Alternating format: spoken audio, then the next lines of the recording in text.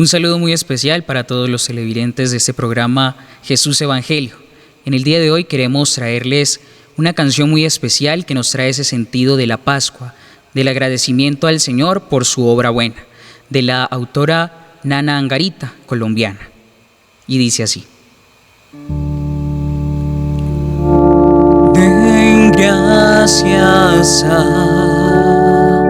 al Señor, porque es bueno, porque su amor es eterno, porque ha engrandecido sobre nosotros su misericordia y su fidelidad es para siempre, y su gran amor se esparcirá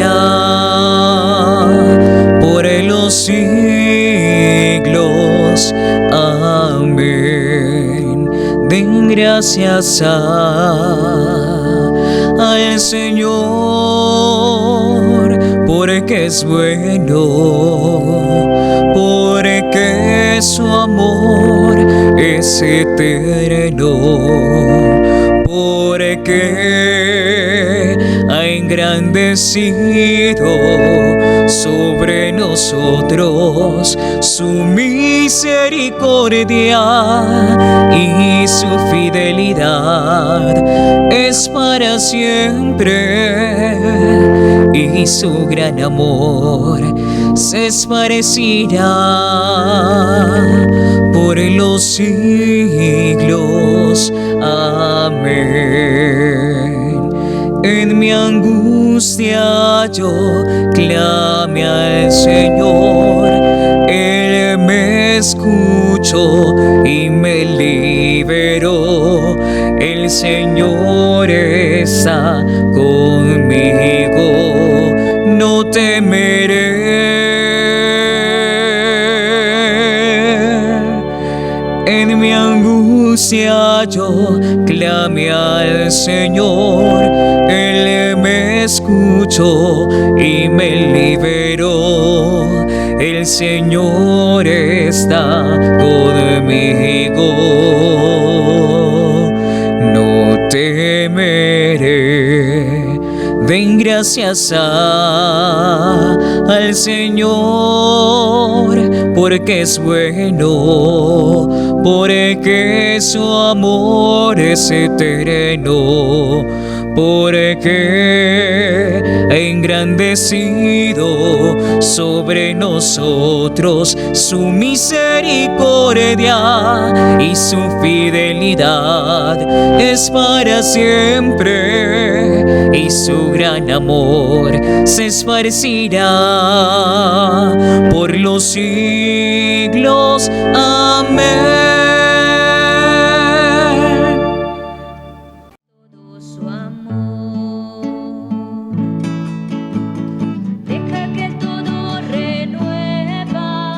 Amigas, amigos, ¿cómo están? Tengan ustedes un bendecido domingo en el Señor. Qué alegría estar con ustedes en este cuarto domingo de Adviento. Hemos empezado este año litúrgico ya hace 4 semanas. Es una alegría tener que decirles que se acerca la fiesta de la Navidad. Y como tal nos llena de alegría, nos llena de esperanza, nos llena de amor. Estos días es para pasar también con la familia, son días espectaculares. El color que la liturgia nos presenta es el morado propiamente, porque ha sido un tiempo como de arrepentimiento, de preparación, un tiempo también de esperanza, de esperar al gran Mesías. Estamos inaugurando el ciclo A del año litúrgico y por lo tanto su amigo y servidor Carlos Acuña estará una vez más con ustedes para conducir esta programación. Como siempre tenemos un invitado especial. Esta vez he querido pedirle a mi compañero Gerardo Támara Velasco. Él es de la Arquidiócesis de Florencia y es un hermano en el camino también de formación aquí en la etapa configuradora de nuestro querido Seminario Nacional Cristo Sacerdote. Asimismo quiero también enviar un saludo detrás de las cámaras a don William Toro, que siempre nos acompaña, deseándole de lo mejor, que este nuevo año litúrgico sirva de provecho espiritual para su persona como tal, pero también para toda su familia. Querido Gerardo, gracias por aceptar la invitación. Buenos días. La teleaudiencia de este canal de la Unión y varios medios de comunicación nos ven en este momento. Muchas gracias, compañero Carlos. Pues agradecido de estar aquí, aceptar su invitación. Y bueno, ahorita en este programa pues vamos a dar un tema muy importante. Así es, compañero. Claro que sí. Vamos a tratar del tema de la inculturación. Y es que claro, el Evangelio de hoy nos propone precisamente conversar un poco sobre la cultura que tiene usted, sobre la cultura que tengo yo como ecuatoriano, pero también la cultura de nuestro querido Rey Jesucristo, que nace bajo el seno de una familia, que nace alrededor de una cultura, y es Él el que nos enseña que nosotros, para poder desarrollarnos como seres humanos y como cristianos, debemos asumir una cultura, debemos vivir dentro de ella, y esa palabra y ese evangelio debe precisamente permear esas culturas en las que cada uno de ustedes ha querido Dios que nazca, que crezca y que comparta la felicidad y la dicha de vivir. Por lo tanto, el tema central de nuestra programación es Jesús nace en una cultura. Y lo vamos a ir descubriendo más adelante cuando leamos el Evangelio. Por el momento vamos a presentar y vamos a realizar la interrogante: ¿por qué Jesucristo es parte de una cultura? Sí, así como ya lo hemos dicho, Él es parte de la cultura. Gerardo, entonces, cuéntanos cuántos años tienes ya tú, un poquito entrando en la dinámica de tu presentación personal, tu biografía. ¿Cuántos años tienes también ya de formación? ¿Y de qué lugar, de qué departamento propiamente eres de esta querida Colombia? Y luego también nos vas a compartir un poco sobre tu cultura. Así es, compañero Carlos. Mi nombre es Gerardo Támara, como ya lo dijo el compañero, soy de la Arquidiócesis de Florencia, ¿no? Vivo explícitamente ahí en la capital, ¿no? Pero en una vereda, corregimiento del Orteguaza, Santana la Cervosa. Mi experiencia de formación, llevo 4 años de formación durante el seminario, allá en el seminario San José. Hice mis 4 años de filosofía, un propedéutico y 3 de filosofía. Entonces son como el proceso que he venido haciendo durante esta formación a la vida sacerdotal. Y entonces la cabeza principal de la iglesia de Florencia es Monseñor Omar Mejía. Él es el que está a cargo, digamos así, por el querer de su santidad el Papa Francisco, de haberlo puesto también al frente de la conducción y del pastoreo de esta querida arquidiócesis en el sur de Colombia, propiamente en el departamento del Caquetá. Y ahora también puede decir Gerardo que está viviendo una cultura nueva aquí en el Seminario Nacional Cristo Sacerdote, una realidad diferente en la que su obispo también, en la que su arzobispo también fue rector en su momento, ¿verdad? Entonces, Gerardo, vamos a invocar al Espíritu Santo, vamos a pedirle a Dios Espíritu que se manifieste, porque es con Él con quien podemos nosotros abrir nuestras mentes para llevar un bonito diálogo y entrar y penetrar en los corazones de estas maravillosas personas que nos ven en este momento. Así es, compañero, entonces vamos a invocar al Espíritu Santo. Oh Espíritu Santo, amor del Padre y del Hijo, inspírame siempre lo que debo pensar, lo que debo decir, cómo debo decirlo, lo que debo callar, cómo debo actuar, lo que debo hacer para gloria de Dios, el bien de las almas y mi propia santificación. Espíritu Santo, dame agudeza para entender, capacidad para retener, método y facultad para aprender, sutileza para interpretar, gracia y eficacia para hablar. Dame acierto al empezar, dirección al progresar y perfección al acabar. Amén. Bien, ya con el Espíritu Santo que invade, que inflama nuestros corazones y que ilumina nuestras mentes, vamos a compartir la palabra de Dios que nos propone el día de hoy la liturgia de la palabra. Del Evangelio de nuestro Señor Jesucristo según San Mateo, en el capítulo 1, versículos de 18 en adelante. El origen de Jesucristo fue de la siguiente manera.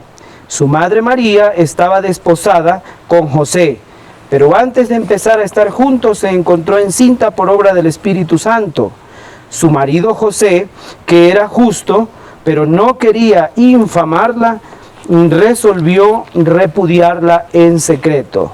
Así lo tenía planeado, cuando el ángel del Señor se le apareció en sueños y le dijo: José, hijo de David, no temas tomar contigo a María, tu mujer, porque lo engendrado en ella es del Espíritu Santo. Dará a luz un hijo a quien pondrás por nombre Jesús, porque él salvará a su pueblo de sus pecados. Todo esto sucedió para que se cumpliese lo dicho por el Señor por medio del profeta. La Virgen concebirá y dará a luz un hijo, y le pondrán por nombre Emmanuel, que traducido significa Dios con nosotros. Una vez que despertó del sueño, José hizo como el ángel del Señor le había mandado, y tomó consigo a su mujer, pero no la conocía hasta que ella dio a luz un hijo, a quien puso por nombre Jesús. Palabra del Señor, gloria a ti, Señor Jesús. Vámonos entonces introduciendo en la dinámica de este evangelio que una vez más nos narra de qué manera Jesucristo viene al mundo. Y es que estamos ya prácticamente a una semana de celebrar el acontecimiento y el misterio más grande que pudo haber experimentado todo el género humano. Ese Jesucristo, ese Dios que toma rostro humano, que toma rostro de hombre, esa palabra que se hace verbo, así como esta palabra de Jesús Evangelio que nosotros estamos en este momento desarrollando y dirigiendo bajo este programa de nuestro seminario. Es el misterio de la encarnación, que lo vamos a ver reflejado propiamente en el nacimiento de Jesucristo. Han pasado ya 9 meses y entonces se acerca el tiempo de la Navidad. Gerardo, entonces, ¿por qué Dios hace posible que su Hijo único nazca en el seno de una familia, nazca dentro de una cultura? Así es, compañero Carlos. Vemos toda la historia de salvación, ¿no?, que Dios se ha venido revelando con hechos y palabras, pero hoy en día ya se nos ha revelado en su persona, ¿no? Por eso Dios quiso tomar una familia, quiso formar también para darse cuenta de la realidad, ¿no? Creemos que Dios, al ser Dios, no conocía mucho nuestra humanidad, ¿no? Entonces quiso encarnarse, quiso venir a una cultura, es decir, quiso encarnarse para conocer todo lo que nosotros vivimos, ¿no? Todos los avatares que tenemos en esta vida. Por eso es tan importante la familia, ¿no? Porque en la familia aprendemos a amar, aprendemos a valorar, aprendemos muchos valores a los cuales día a día nos vamos a formar para vivir en una cultura. Entonces, compañero, por eso Dios quiso escoger una familia, ¿no? Y más bonito que esta familia la vino preparando, ¿no? La Santísima Virgen la preparó, ¿no? La Inmaculada, ¿no? La Virgen, la Santa. Igualmente a San José, como leemos en los Evangelios, ¿no? Dice los Evangelios que San José era un hombre justo. Entonces, por eso Dios prepara esta familia y decide formar un hogar.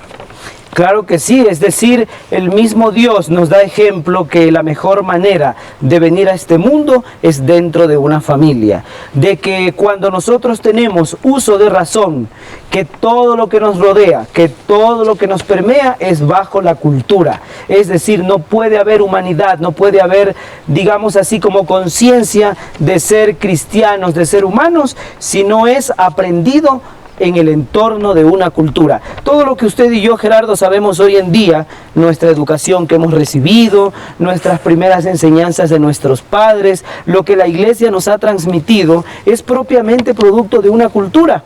Ya usted quizá más adelante en este programa nos compartirá en qué momento, por ejemplo, nace la evangelización en su vida. ¿Dónde nace el aprendizaje en usted cuando sus padres le enseñaron, por ejemplo, a rezar el Santo Rosario, las primeras oraciones del cristiano?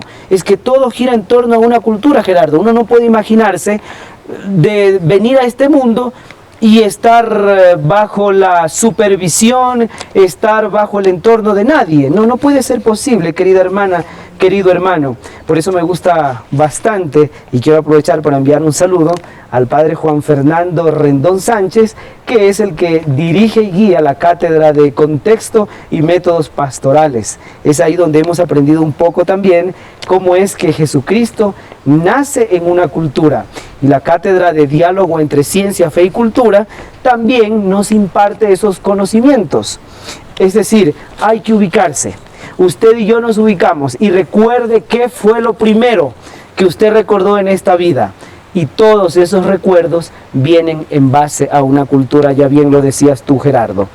Continuando con las interrogantes, Gerardo, entonces vamos a remontarnos a la época de Jesucristo. ¿Cómo era el entorno social, político, cultural y hasta religioso? Porque hay que decirlo, Jesucristo nace también en medio de un entorno religioso. El entorno religioso propiamente judío, Gerardo. Entonces, coméntenos un poco al respecto de cómo es el entorno en el que Jesucristo viene a este mundo. Así es, compañero. Vemos que el entorno político, cultural, religioso está marcado en la región de Palestina, ¿no? Nazaret pertenecía a Palestina, donde nace el niño Jesús, o mejor, donde crece el niño Jesús nazareno, porque él nace en Belén. Belén de Judá, ¿verdad? Sí, compañero, en Belén de Judá. Entonces vemos que Palestina está regida por un orden político, social. Y ese gran representante en ese momento era Herodes el Grande, ¿no? Era aquel que dominaba toda esta región de Palestina. Pero también en diferentes provincias, podemos llamarlo, estaba Augusto, Tiberio, los cuales gobernaban provincias de este gran entorno. Vemos también en el contexto social que se movía un poco entre paganos y judíos, ¿no? Porque vemos que Roma en ese momento todavía no estaba como evangelizada y era Roma que tenía el dominio sobre esta ciudad, ¿no? El imperio romano era el que dominaba todo esto de Palestina también. Entonces por eso estamos hablando un poco sobre la parte social que eran los paganos y los judíos, ¿no? Vemos que después ya con San Pablo fue que Roma fue evangelizada. Hasta este momento, entonces por eso denominamos que eran paganos y judíos desde la parte social. En esta parte social también vemos que habían unos grupos religiosos a los cuales hacían parte de esta cultura. Vemos ahí los fariseos, ¿no? También los saduceos. Entonces los fariseos eran aquellas personas estrictas en la ley, ¿no? Que eran los que cumplían la ley, la norma a la letra, ¿no? Que eran, así que digámoslo de otra palabra, ¿no? Que eran muy rígidos en cumplir todos esos mandamientos, todos los decretos que ya habían sacado ellos para que el hombre judío llevara una vida conforme a la ley. Y en cambio los saduceos era otro grupo religioso, pero era un grupo más social, ¿no? Pertenecía más a la clase social, a los cuales vemos que en el evangelio también habían esos interrogantes, ¿no? Que cuando los fariseos y los saduceos llegaron un momento a una gran confrontación con Jesús, ¿no? Sobre la resurrección de los muertos, es decir, los saduceos no creían en la resurrección de los muertos. Entonces, compañero, vemos que Jesús nace en una cultura, crece en esa cultura tanto político, social y cultural. Y como hasta en nuestros días hay que decir que existe algo contradictorio, algo paradójico ahí, Jesucristo que nace en una cultura y también en una religión y en los entornos ya antes expuestos por Gerardo, es ahí justamente donde existió al principio, bueno y hasta ahora, ¿no? Poca gente de religión cristiana. Justamente es ahí donde venía el rechazo del mismo Jesucristo, porque la mayoría no lo reconocían como Mesías. ¿Y esto para qué lo digo o tal vez lo enfatizo? Propiamente porque hasta en nuestros días suele suceder. Y ahí tiene sentido esa partecita del Evangelio que dice que nadie es profeta en su propia tierra, Gerardo. Es que claro, la gente que a uno lo conoce y sabe que de repente uno ha pecado, como todos hemos venido al mundo, manchados y heridos por el pecado de nuestros primeros padres, tenemos esa tendencia pues a caer. Y obviamente que Jesucristo no llama a gente buena, sino que al que llama lo va haciendo bueno, querido Gerardo. Entonces no sé qué opina usted al respecto de esta frase que dice que nadie es profeta en su propia tierra. Sin embargo, que el Papa Francisco hace la invitación siempre a que uno no tiene que olvidarse de sus raíces. Así es, compañero, ¿no? Esta frase muchas veces trae mucha controversia con nosotros que los formamos, ¿no? Porque muchas veces la gente no nos cree. No, es que este es el hijo de Julano, de Sutana. este hizo tal cosa, tal otra, igualito que en el tiempo de Jesús, ¿no? Como conocían de dónde era Jesús, tenía una familia, como ese rato ya le explicaba, ¿no? Que su madre era José, que su padre era José y María era su madre. Entonces por eso también criticar y de dónde le llega o le viene a él toda esta sabiduría. Igual pasa con nuestra vida, igual con ustedes cuando comienzan un proceso de conversión. ¿Cuántos hermanos también los critican a ustedes cuando comienzan a ir más frecuentemente a la iglesia, ¿no? A participar de grupos eclesiales, y comienza la gente también a criticarlo? Vean a este que le ha pasado, ¿no? Y es mucho, en veces también pasa, no solamente con los que nos formamos al sacerdocio, sino con cualquier persona que quiera tener ese encuentro vivo con el Señor. Claro que sí, y ahora mire usted, ¿qué es lo que usted tiene que comprender, querido amigo, querida amiga que nos sigue a través de estos medios de comunicación? Usted no tiene que creerle a uno, como decía Gerardo, es que la gente no nos cree, justamente porque hemos tenido quizá antecedentes, no hemos llevado una vida, digamos, del todo ordenada o buena al principio de nuestra existencia, o al menos hasta el momento en que nos llegue la conversión. Es que no se trata de que usted me crea a mí, sino que cuando uno habla de Dios, hay que creerle a Dios, porque Dios a uno solamente lo utiliza como un instrumento, Gerardo. Inclusive yo siempre soy de los que reprocho a la gente que se escandaliza por alguna cuestión que llegue a suceder contra los sacerdotes que son los ministros de la iglesia, o contra algún obispo o algún diácono. Es que la fe nuestra no tiene que ser una fe curera, no tiene que ser una fe episcopal. La fe de nosotros tiene que ser una fe en Jesucristo, es decir, Él utiliza medios, como en su momento utilizó a los apóstoles para que fueran los portavoces de su palabra esperanzadora, de su palabra evangelizadora y transformadora. Hoy por hoy Él sigue llamando, en medio de una cultura, en medio de una sociedad, en medio del ámbito político que no del todo es coherente en este tiempo en el que vivimos. Lo digo con mucho cariño y respeto, sin el ánimo de ofender a ningún gobernante.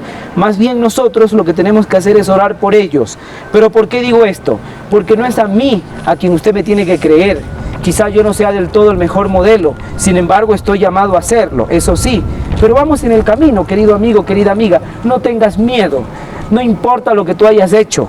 Lo que importa es que si el Señor te regala esta nueva oportunidad, este nuevo adviento, para que tu vida sea tocada, sea transformada, para que llegues el próximo domingo a recibir al Señor, a dejarlo entrar a tu vida y en tu corazón, no importa de la cultura que seas, sino que lo que importa es que a partir de ese momento el Señor haga obras grandes en tu corazón, como lo hizo en la Virgen María, cuando ella canta ese lindo cántico del Magnificat, y que nosotros rezamos todas las tardes. Es algo maravilloso. No me crea a mí, no le crea quizá al Padrecito como persona, crea en el mensaje que la Iglesia le ha confiado, crea en lo que Él ha aprendido y lo que le imparte a usted en nombre de Dios. Creerle al sacerdote no es creerle a Pedro, a Pablo, a Juan, es creerle al mismo Jesucristo, porque Él actúa, porque Jesucristo ha querido quedarse en cada cultura y en cada corazón, y por eso ha tomado de esa cultura a un representante, a un hombre, para que luego vaya a servir a los demás hombres. Crea y créale a Jesucristo en su palabra a través de los instrumentos que escoja. No importa que yo sea mucho más pecador que usted, Gerardo, quizá doble pecador que usted, lo importante es que lo que estamos hablando en esta programación, usted y yo, es precisamente en nombre de Dios. Y como tal, tiene fundamento, tiene sentido, y lo que nosotros compartimos tiene coherencia porque es de Dios. Así es, compañero. Entonces, la invitación es esa, ¿no? No creerle al sacerdote, ¿no? Crean en Dios. Así como decimos nosotros muchas veces en las clases, ¿no? Jesucristo es el centro de nuestra vida. Nosotros tenemos que seguir a Cristo. Si un sacerdote por X o Y motivo cayó en pecado o en escándalo, no nos escandalicemos. Creamos que Dios hace la obra por medio de hombres pecadores, ¿no? Porque el Evangelio mismo lo dice, ¿no? Ningún hombre es perfecto, ¿no? Todos hemos cometido errores, todos cometemos falta, pero está la misericordia y la gracia de Dios. Desgraciadamente en este tiempo los medios de comunicación y la cultura que hoy tenemos es que cuando un sacerdote se equivoca o cuando algún religioso o religiosa ha tropezado, se ha caído, comenzamos a hacer leña inmediatamente del árbol caído. Pero también hay sacerdotes santos, hay sacerdotes que su propia vida, como lo pedía San Francisco, es un evangelio andante. Hay gente que hace mucha buena obra, mucha caridad, porque ese es el sentido propiamente de las obras, el hacer la caridad. Una de las 3 virtudes teologales importantísimas: fe, esperanza y caridad. Ya lo diría San Pablo, que si la fe nuestra no tiene obra, simplemente es una fe muerta. Entonces, ¿cuáles son las acciones propiamente de las obras? ¿O cómo se puede denominar a las buenas obras? Es la caridad. La caridad que tú haces por el otro, que te une en el amor, en ese amor que Dios derrama hacia ti y tú lo compartes con los que están alrededor. Y este es un tiempo propicio, querido amigo, querida amiga. Estamos entrando ya en el tiempo, en la dinámica de la Navidad, donde nos enternece tener que hacer el bien, donde nos encanta hacer una obra de caridad, que no solamente debería reducirse a este tiempo de Navidad que vamos a iniciar, sino que debe ser todos los días de tu vida. Y mucho más hoy que vivimos a la plenitud del Evangelio, hoy que vivimos a la plenitud del conocimiento de Jesucristo. Es un pecado de egoísmo quedarte solamente tú con los conocimientos y no compartirlos con alegría a los que realmente te necesitan. Esta es una buena oportunidad, no importa la cultura en la que vivas, aprovecha esta oportunidad que Dios te ha dado. ¿Sabes por qué? Porque a lo mejor el próximo año, por esta fecha, como hoy 18 de diciembre, tal vez tú y yo ya no estemos vivos. Si Dios nos da esta oportunidad ahora, es en el hoy, es en este momento en el que el Señor debe moverte en tu cultura, en tu entorno social, en el entorno familiar en el que te desarrollas, el que empieces a brillar por ti mismo teniendo a Jesucristo en el corazón. No te olvides de rezar por los sacerdotes buenos. Hay muchos que hacen el bien, pero como dice el Señor, ellos guardan muy sigilosamente lo que el Señor dice, que no sepa tu mano izquierda lo que hace tu derecha. Desgraciadamente los medios no se prestan para hacer propaganda a aquellos sacerdotes que entregan su vida, que han decidido decirle sí al Señor y en medio de su cultura llegan con el Evangelio, muchas veces acusados, muchas veces amenazados, compañeros perseguidos, como ha sido a lo largo de estos 21 siglos que la Iglesia tiene. Sin embargo, aquí por ejemplo en Colombia hay muchos obispos que han sido amenazados y a pesar de estas situaciones de atentar contra su vida, le han dicho al Señor que sí. Yo pienso que esto es lo más grande y lo más noble y el testimonio más grande que puede dar un consagrado de Dios al momento de no temerle ni siquiera esas amenazas y lo enfrenta todo por enseñar y por testimoniar a un Jesucristo vivo, Gerardo. Quiero yo formularle otra pregunta, ya entrándonos un poco más en la parte teológica de esta programación Jesús Evangelio. ¿Por qué es que Jesús entonces, Dios en Jesús se anonada, llega a un anonadamiento, es decir, se hace nada, se hace chiquito, se hace uno de nosotros? A esto la teología, la Iglesia lo conoce como la kenosis, es decir, Jesús en su condición divina, estando reinando en la Trinidad, el Padre y el Hijo y el Espíritu Santo desde toda la eternidad, desde siempre.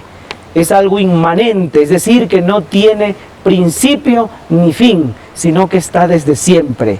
¿Cómo se explica esto, Gerardo, de que Dios quiere anonadarse para venir a vivir con nosotros, en ti y en mí, y en nuestras culturas y en nuestras realidades?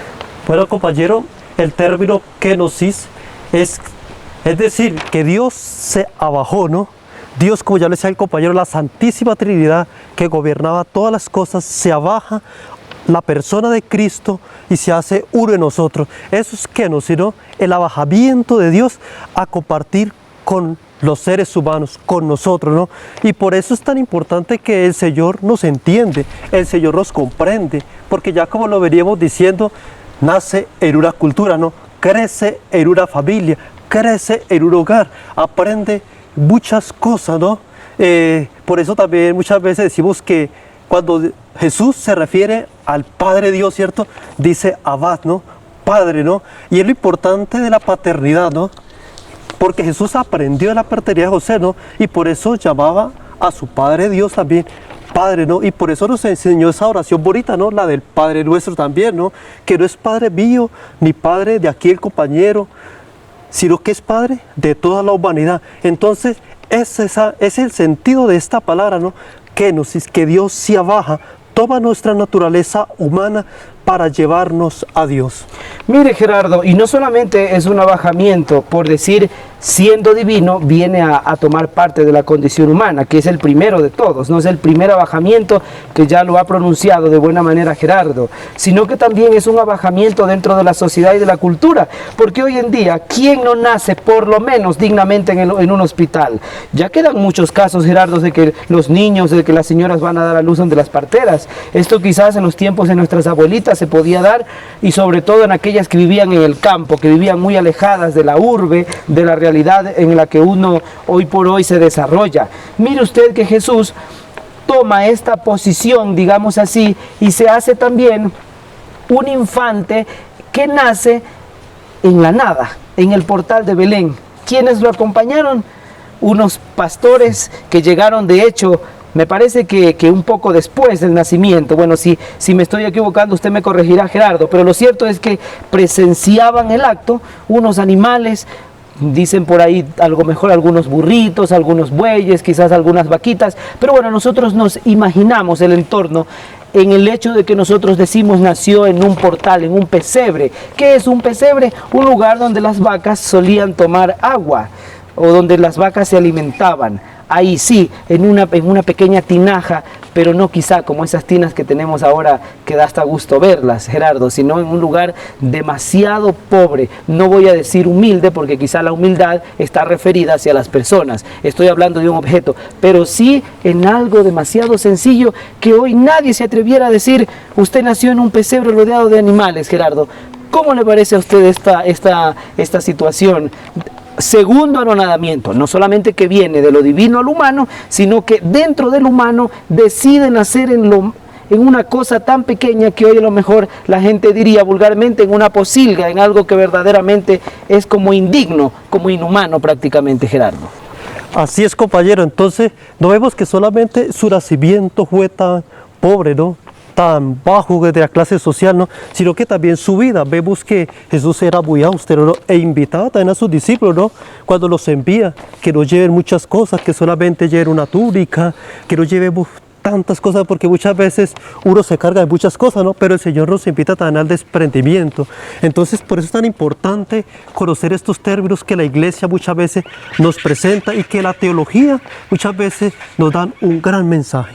Sí, Gerardo, para ir terminando y cerrando esta programación tan linda previo a la Navidad, a esta Navidad 2022 y a esta Navidad del año litúrgico ciclo A, queremos entonces dar a conocer por qué es importante que el Evangelio permee la cultura, que no sea la cultura la que modifique el Evangelio, sino que el Evangelio ilumine cada cultura, permee el corazón de los seres humanos que existen en cada una de las culturas. A propósito, el Papa Francisco ha dirigido en varias catequesis y también en varios documentos magisteriales un poco de explicación al respecto de este tema, pero nosotros hagámoslo desde nuestra cultura, desde nuestra realidad y desde nuestra posición como seminaristas. Bueno, compañero, el Evangelio necesita permear la cultura y eso se llama la inculturización. Entonces vemos que la cultura no debe, como ya lo decía el compañero, permear el Evangelio, sino que el Evangelio permea la cultura. Es decir, muchas veces todos estos signos que tienen los pueblos originarios deben de servir a que el Evangelio crezca en esta cultura, no como llegar decir, no, esto es malo, tenemos que quitarlo, no, que esto ya no nos sirve, tenemos que imponer el Evangelio como algo que se hace así, ¿no?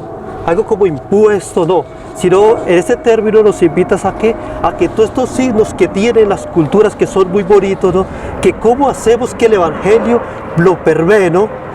Es decir, de lo pagano pasarlo a lo sagrario, ¿no? A lo sagrado. Entonces, ver entonces que el Evangelio no necesitamos de imponerlo. Muchas veces en este proceso de inculturización vemos que nosotros que nos formamos, o los sacerdotes muchas veces queremos imponer el Evangelio a las personas, ¿no? Y el Papa Francisco muchas veces nos invita a que el Evangelio debemos de llevarlo con nuestra propia vida, ¿no? Yo creo que ese es el mayor testimonio de vida que nosotros podemos darles a las comunidades, ¿no?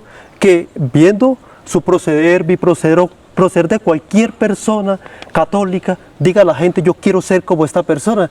Y qué bonito evangelizar de esta forma la cultura, ¿no? Que no necesitamos muchas veces de hablar tanto, sino que con el testimonio de vida, con su forma de vivir, ustedes puedan atraer a otras personas a que vivan lo que usted está experimentando en su vida. Claro que sí, por eso es que Jesucristo es universal, porque Él es el Rey de todo. Y miren ustedes que los santos fueron de diferentes culturas, sin embargo amaron y adoraron a un mismo Dios.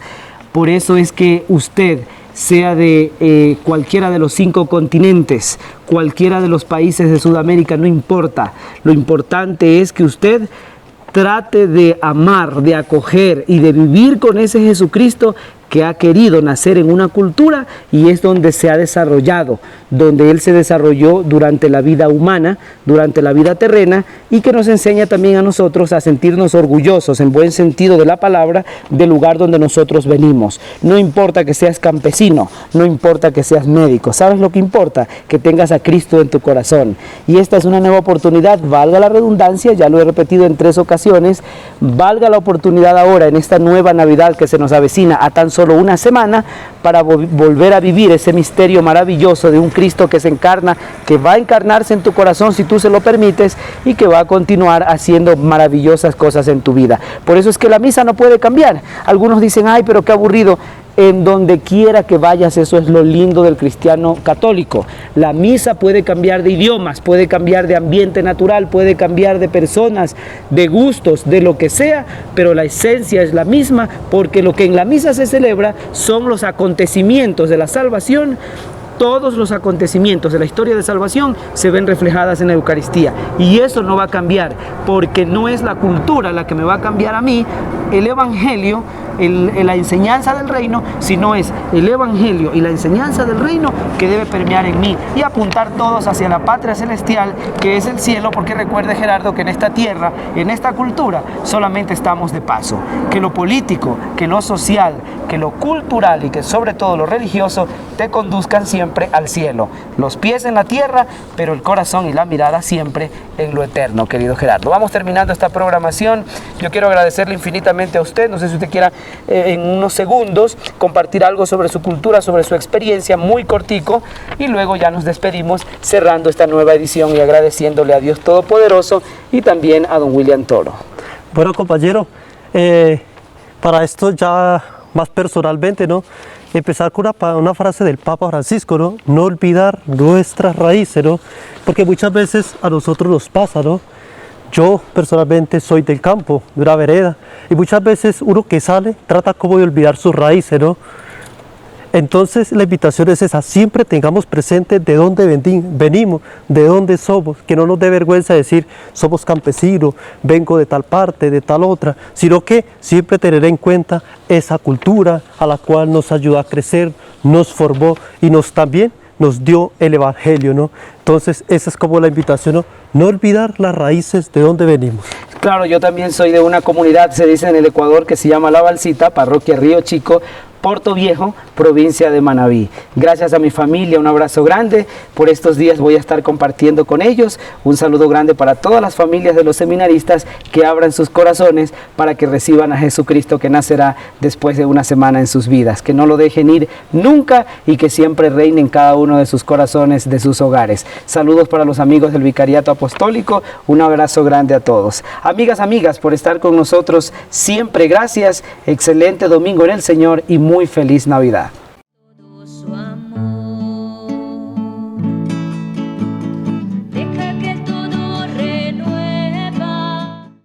En un segundo momento tenemos otra canción de nuestra misma autora, Nana Angarita.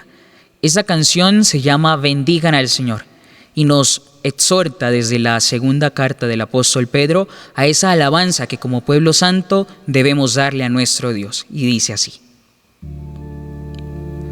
bendigan al Señor, honren su nombre, glorifiquen al Señor, denle suprema adoración, deleítense en su Señor.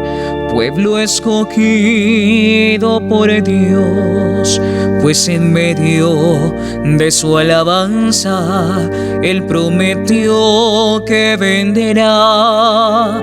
Bendigan al Señor, honren su nombre, glorifiquen al Señor, denle suprema adoración, deleítense en su Señor. Pueblo escogido por Dios, nación santa, pueblo llamado y amado por Dios.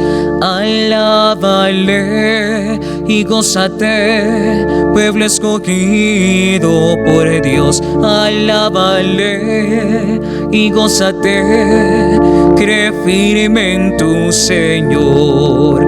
Nación santa, linaje escogido por Dios, para cantar las virtudes de aquel que nos levantó de tinieblas a luz. Nación santa, pueblo escogido de Dios. Felices los de camino perfecto, felices los que andan en la ley de su Señor, felices los que guardan todos sus mandatos, feliz aquel que lo cumple de todo corazón. Alábale y gózate, pueblo escogido por Dios. Alábale y gózate, cree firme en tu Señor. Nación santa, linaje escogido por Dios, para cantar las virtudes de aquel que nos levantó de tinieblas a luz. Nación santa, pueblo escogido por Dios.